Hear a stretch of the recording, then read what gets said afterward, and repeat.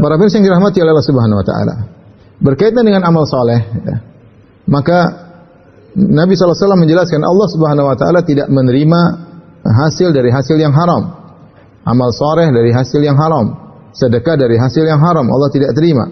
Dalam Sahih Muslim dari Abu Hurairah radhiyallahu taala anhu, Nabi SAW bersabda, "Ya ayuhan nas, innallaha thayyibun la yaqbalu illa thayyiban." Wahai manusia sekalian, sungguhnya Allah itu baik dan Allah tidak menerima kecuali yang baik pula. Wa innallaha amara al-mu'minin bima amara bihil mursalin, dan sungguhnya Allah telah memerintahkan kaum mukminin dengan apa yang Allah perintahkan kepada para rasul. Allah berfirman, "Ya ayyuhalladzina amanu kulu min thayyibati ma razaqnakum." Wahai orang yang beriman, makanlah dari yang baik-baik yang telah kami beri rezeki kepada kalian. Tsumma dzakara rajulu yutilu safar. Kemudian Nabi SAW memberikan contoh tentang seorang yang sudah lama bersafar, asy'atha akbar, yang di mana rambutnya semerawut penuh dengan debu, yamudda yadayhi ila sama, yang di mana dia mengadahkan kedua tangannya ke arah langit dengan berkata, "Ya Rabbi, ya Rabbi." Dia berkata, berdoa, "Ya Rabbku, ya Rabbku." Wa mat'amuhu haram. Ternyata makannya dari hasil yang haram. Wa mashrabuhu haram. Minumannya dari minuman yang haram. Wa balbasu haraman. Pakaian dari hasil yang haram.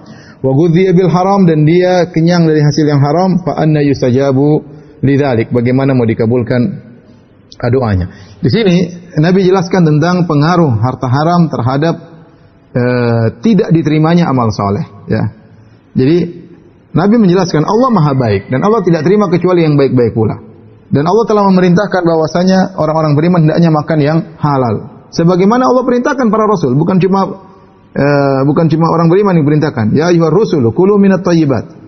Para rasul juga diperintahkan untuk memakan dari hasil yang halal. Kenapa?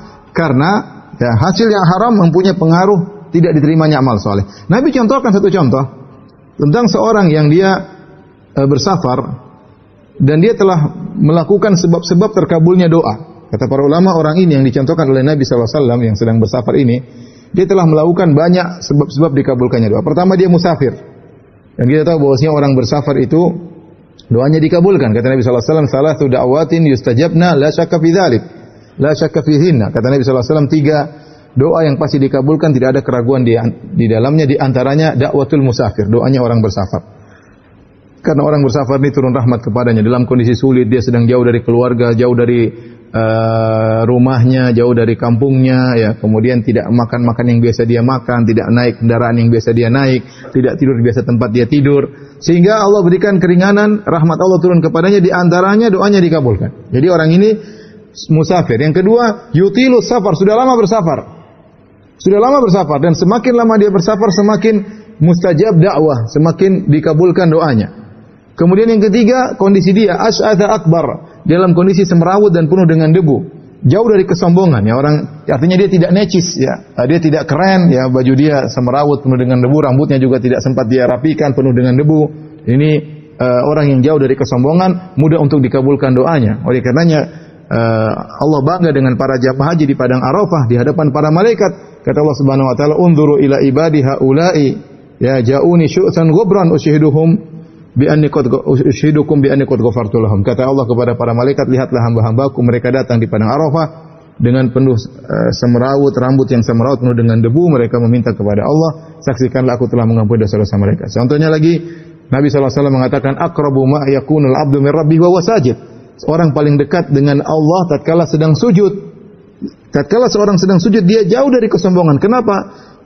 Bagian tubuhnya yang dia banggakan, kepalanya sedang dia letakkan di atas tanah sambil dia berdoa, "Subhana rabbiyal a'la bihamdi." Segala maha suci bagi Allah yang maha tinggi. Di saat itu kata Nabi SAW, ya, berdoalah, fa'aksiru doa, berdoalah, banyaklah berdoa, faqamin astajaba lakum, sangat boleh dikabulkan. Kenapa? Karena dia jauh dari kesombongan. Lihat orang ini, dia tadi musafir. Yang kedua, dia sudah lama bersafar. Yang ketiga, dia jauh dari kesombongan. Ini sebab doa dikabulkan. Kemudian yang bundu ya dia ila sama. Di antara sebab doa dikabulkan yaitu seorang mengangkat tangan kepada Allah Subhanahu wa taala. Makanya Nabi SAW terkadang mengangkat tangan tatkala terkadang sampai tinggi, sampai terlihat putih ketiak beliau alaihi salatu wassalam, ya. Bagaimana Nabi SAW berdoa kepada Allah Subhanahu wa taala dengan mengangkat kedua tangannya. Kemudian di antara sebab dikabulkannya doa, dia bertawassul dengan nama Allah ya Rabb. Dia mengatakan ya Rabbi, ya Rabbi, ya Rabbku, ya Rabbku, ya. Subhanallah, 5 sebab, ya, dia dikabulkan doa. Ya, pertama safir, kedua safarnya lama, tiga rambutnya semerawut dan penuh dengan debu jauh dari kesombongan, yang keempat dia mengadakan kedua tangannya ke langit, yang kelima dia mengulang-ulangi doanya ya Rabbi ya Rabbi, yang keenam dia bertawasul dengan rububiyah nama Allah Ar-Rabb. Seharusnya dikabulkan. Ternyata Nabi mengatakan fa anna yustajabu lidzalik. Bagaimana mau dikabulkan doanya? Nabi merasa sulit dikabulkan doanya. Kenapa? Nabi berkata wa mat'amu haram, makan dari hasil yang haram. Wa mashrabuhu haram, minum dari hasil yang haram. Wa malbasu haram, pakaian dari hasil yang haram. Wa ghudhiya bil haram, dia kenyang dari hasil yang haram. Bagaimana mau dikabulkan? Ini isyarat bahwasanya makanan halal dan makanan haram berpengaruh dengan amal soleh yang kita kerjakan. Ya, di antaranya doa tidak dikabulkan.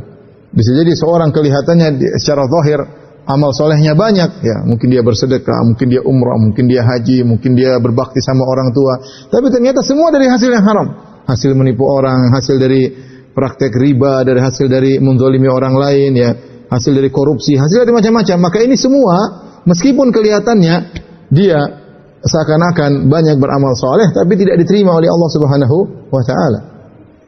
Ini contoh yang disebutkan oleh Nabi. Ini contoh sebab untuk dikabulkan banyak, sudah sempurna sebab-sebab tersebut, namun ada penghalang satu, yaitu makan dari hasil yang haram, maka buyar semua ibadahnya, tidak diterima oleh Allah. Makanya di awal hadis Nabi SAW mengatakan innallaha thayyibun la yaqbalu illa thayyiban. Sungguhnya Allah Maha baik dan Allah tidak menerima kecuali yang baik pula. Ya.